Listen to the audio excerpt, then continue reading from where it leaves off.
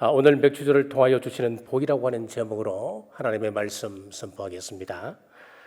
성경을 보면 절기에 관한 법이 곳곳에 나오며 이를 하나님께서 반드시 지키라라고 명하고 계십니다. 22절에서 23절 말씀입니다. 77절 곧 맥추의 초실절을 지키고 새말에는 수장절을 지키라. 너희의 모든 남자는 매년 3번씩 주 여호와 이스라엘의 하나님 앞에 보일지라. 모든 남자는 매년 3번씩 절기를 지키라 명령을 하셨습니다. 하나님께서 시간이 있는 사람은 지키라. 또 시간이 없는 사람은 바쁘니까 내가 다 너희들 사정 알고 있으니까 지키지 않아도 된다. 그렇게 말씀하지 않으셨어요. 모든 사람들은 누구나 이 날을 지키라 말씀하십니다. 하나님께서 지키라고 하신 절기, 첫 번째 절기는 유월절과 무교절입니다. 하나님께서 애굽에 처음 난 것들을 죽이실 때에 이스라엘 백성들에게는 구원의 길을 열어주셨습니다. 양을 잡아서 그 피를 문설주와 임방에 발라라. 그리하면 그날 밤에 죽음의 사자가 지나간다. 그것이 유월절이었습니다. 오늘 우리 그리스도인들에게 이 유월절의 의미는 너무나도 크고 분명합니다. 우리가 어떻게 죄 문제 해결 안 받을 수 있었습니까? 어떻게 죽음의 문제를 해결 안 받고 구원받은 하나님의 백성으로 살아갈 수 있었습니까? 오직 유월절 어린 양 대신 예수 그리스도의 피로 말미암아 죄와 죽음의 문제를 해결하고 천성 가는 걸음을 내딛게 되었습니다. 이것이 바로 유월절 신앙입니다. 자, 유월절 다음 날부터 일주일 동안 무교절이 시작되는데 이 무교절은 이스라엘 백성들 가정에서 누룩이 있으면 큰일 나는 일입니다. 안 됩니다. 그래서 무교절이 시작되면은 누룩을 땅에 파묻든지 아니면 장롱기에 입숙한 곳에 감추어야 했습니다. 여기서 누룩은 죄악을 뜻하기 때문에 누룩을 감춘다라고 하는 것은 우리의 죄악을 덮어주시는 예수 그리스도의 보혈을 상징합니다. 하나님은 우리에게 진홍같이 붉은 죄가 있더라도 예수 그리스도의 피가 덮여진 그 곳에는 죄악을 보지 않으시기로 작정하셨습니다. 자, 두 번째 절기는 맥주절입니다. 자, 이날은 초실절로부터 7주 만에 드리는 절기라 그래서 77절이라고 이야기하고 초실절 후 50일째 되는 날 드리는 절기라 그래서 오순절 그렇게 말하기도 합니다. 민수기 28장 26절에 보면은 처음 익은 열매를 드리는 날이다라고 했습니다. 이스라엘 백성들이 가나안 땅에 들어가서 그 첫 열매에 대해 감사하는 절기는 신약에 와서 오순절날 신령한 첫 열매 교회를 탄생시켰습니다. 세 번째 절기는 수장절, 즉 초막절입니다. 가을이 되어 수확한 곡식을 창고에 저장합니다. 이 수장절은 우리 예수님 재림 시 믿는 자는 거두어 천국 곳간에 들이시고 믿지 않는 사람들 쭉쟁이는 태워버리는 심판의 날을 예표하고 있습니다. 성경의 3대 절기가 주는 결론은 하나입니다. 그것은 바로 감사입니다. 이 모든 것은 감사의 절기입니다. 그래서 감사가 빠져버리면 이 절기는 의미가 없습니다.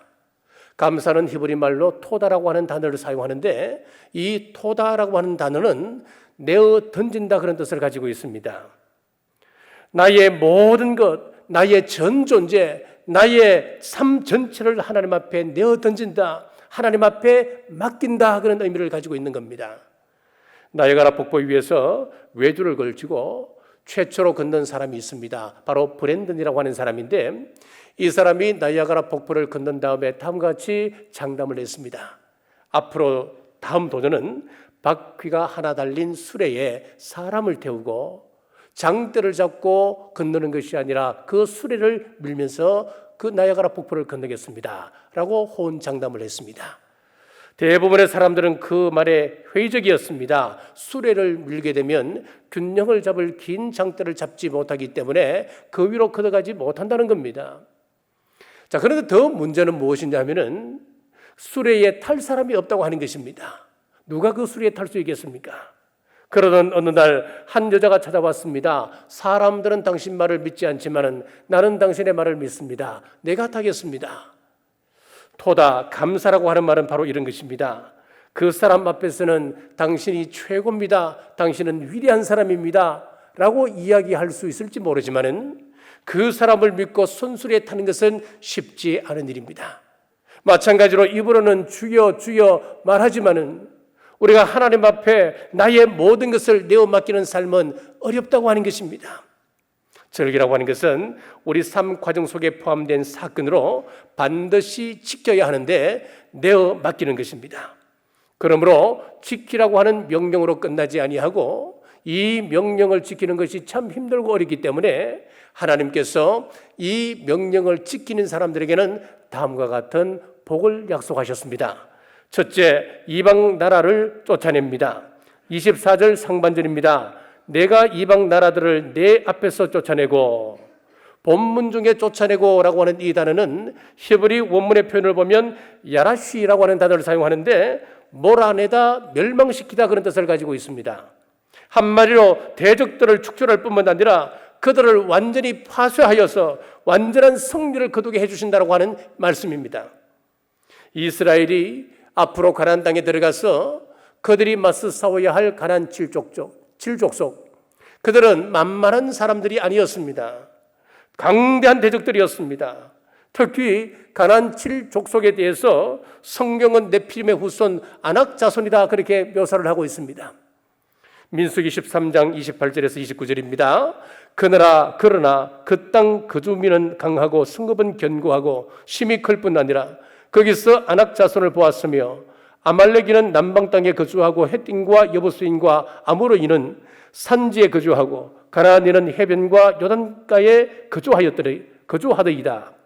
자, 이 사람들의 특징이 어떻습니까? 강하다 그랬습니다. 그 성읍은 어떻습니까? 견고하고 심히 크다라고 말씀하고 있습니다. 그러나 여호수아와 갈렙은 믿음으로 그들을 정복했습니다. 사무엘서에 보면 그인 골리앗이 나오는데 골리앗도 이들의 후손이었습니다. 다윗 또한 오직 하나님 한 분 의지하고 싸울 때에 골리앗을 쳐 무찌를 수 있었습니다. 성경은 전쟁의 승리가 숫자나 물리적 힘의 차등에 따라서 결정되지 않음을 역설하고 있습니다. 그렇습니다. 여호와의 전쟁은 숫자가 아니라 순종의 여부, 감사의 여부가 결정을 하는 것입니다. 오늘 본문에서도 이스라엘이 하나님 베푸신 그 은혜를 기억하고 감사하며 기쁨으로 절기를 지키면 대적들의 땅을 점령해 나가겠다 하나님께서 약속하고 계십니다. 여러분, 우리는 성경에 기록된 그 약속의 말씀을 있는 그대로 믿으셔야 됩니다. 그대로 믿고 순종해야 합니다. 그러면 하나님께서 잊지 않으시고 사탄과의 영적 전쟁에서 온전히 이기게 해주실 줄 믿으시길 주님의 이름으로 축복합니다. 보통 종교개혁 그러면 마틴 루터를 기억을 합니다. 그런데 그와 함께 동역했던 한 친구가 있습니다. 그 이름은 필립 멜랑기톤이라고 하는 사람입니다. 이 사람은 마틴 루터보다도 15살 어린 사람이었습니다만은 나이를 뛰어넘어 두 사람은 참 친한 친구였습니다. 얼마나 친했냐 하면은 두 사람이 죽은 다음에 부부가 아님에도 불구하고 유언을 따라서 비텐베르크 교회 한 무덤 안에 묻힐 정도였습니다. 마틴 루터가 열정적인 행동주의자였다면은 멜랑기톤이라고 하는 사람은 차분하고 냉철한 이론적인 학자였습니다. 루터가 종종 좌절하고 시리에 빠져 있을 때에 멜랑기톤은 그를 다음과 같이 격려했습니다. 당신이 성경에서 발견한 진리를 진리라고 확신할 수 있다면 그 진리는 반드시 이길 것을 믿어야 합니다 라고 격려를 했다고 합니다. 그 말에 마틴 루터는 넘어졌다 다시 일어날 수 있었습니다. 그리고 멜랑기톤은 종종 마틴 루터에게 편지를 쓰곤 했다고 합니다. 편지를 쓸 때마다 다음과 같은 이 구절은 꼭 기록을 했습니다. 로마서 8장 31절인데 그런즉 이 일에 대하여 우리가 무슨 말하리요? 만일 하나님이 우리를 위하시면 누가 우리를 대적하리요? 우리가 참된 그리스도인이고 하나님 앞에서 거듭난 성도들이라고 한다면 우리의 삶에 하나님이 놀라운 승리의 계획을 우리에게 허락하고 계신다. 하나님은 반드시 우리를 승리의 길로 이끌어 가신다 라고 하는 사실을 믿어야 한다고 하는 사실입니다. 우리가 그 승리를 확신하고 하나님의 말씀에 온전히 내어 맡기며 순종하시길 주님의 이름으로 축복합니다. 둘째, 지경을 넓혀주십니다. 24절 중반절입니다. 내 지경을 넓히리니. 자, 이스라엘 백성들이 장차 정복해야 할 가나안 땅은 빈 땅이 아니었습니다. 그곳에는 먼저 거주하던 사람들이 있었습니다. 그곳 족속들을 아모스 2장 9절에서는 다음과 같이 말씀하고 있습니다. 내가 아무리 사람을 그들 앞에서 멸하였나니 그 키는 백향목 높이와 같고 강하기는 상수리 나무 같으나 그 키가 백향목처럼 높았다 그랬습니다. 강하기는 상수리 나무처럼 강하다 그랬습니다. 이들을 상대로 하나님께서 주신 약속이 무엇이냐면은 내 지경을 넓혀 주리라라고 하는 약속이었습니다.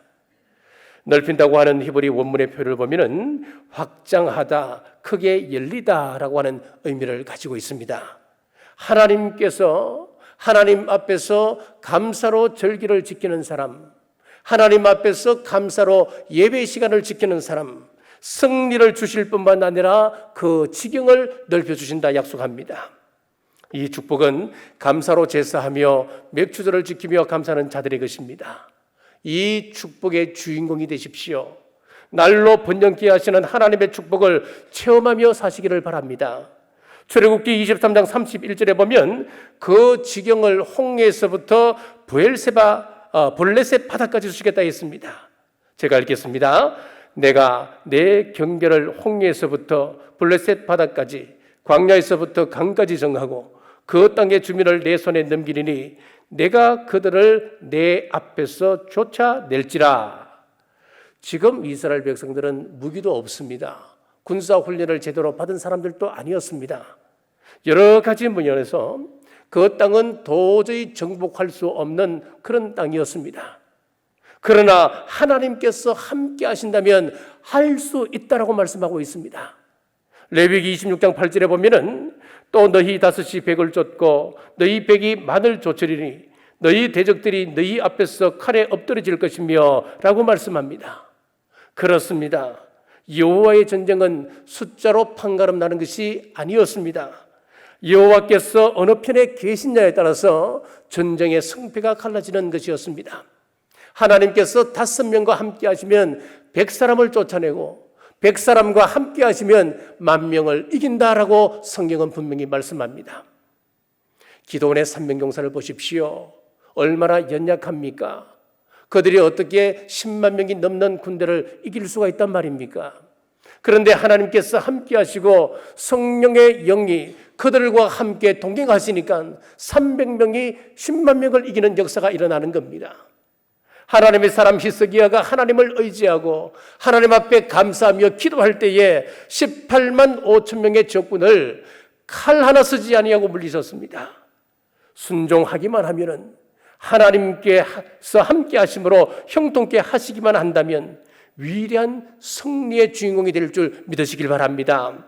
요한일서 5장 4절에서도 대저 하나님께로서 난 자마다 세상을 이기느니라. 세상을 이긴 이금은 이것이니 우리의 믿음이니라 라고 하셨습니다. 요즘 때가 때이니만큼 종교 다원주의 그리고 혼합주의, 세속주의가 바늘칩니다. 그들이 말하는 평화 좋은 말이지요. 그들이 말하는 인권 좋은 말입니다.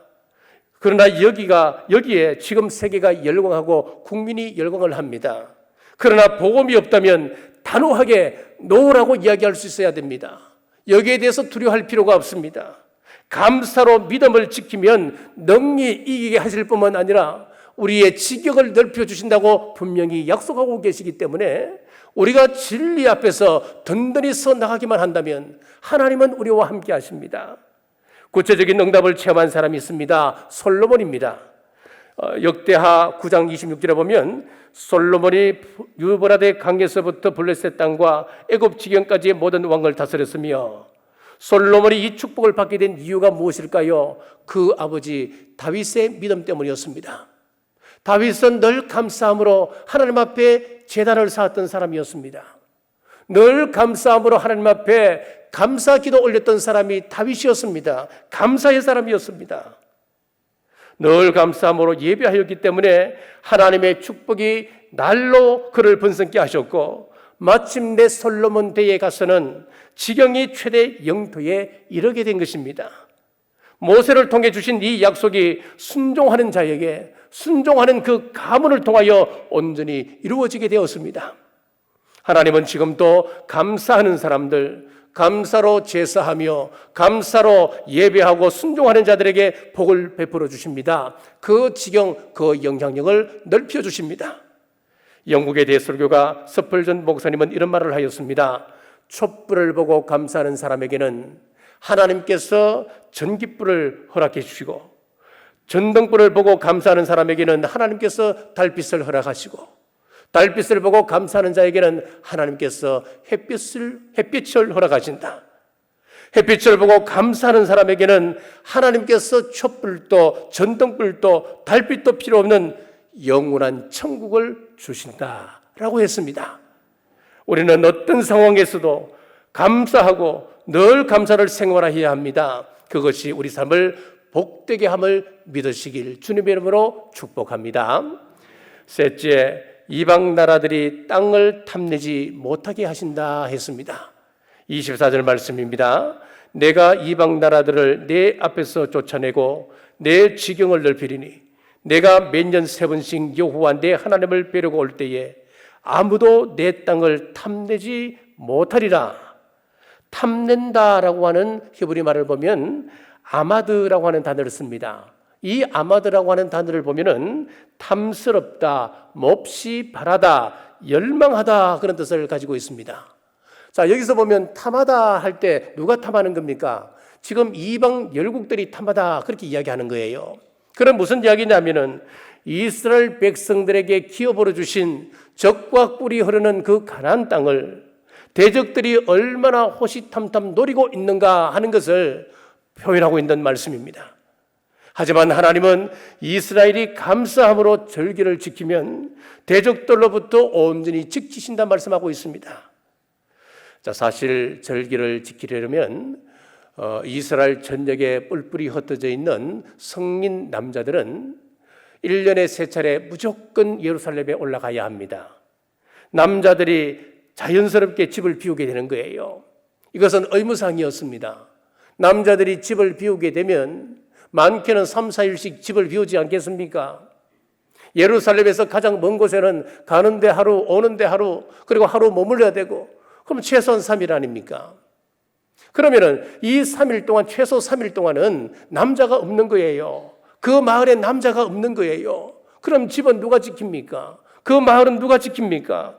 당연히 도둑들, 적군들의 위협에 노출될 수밖에 없는 위험한 상황에 처하지 않겠습니까?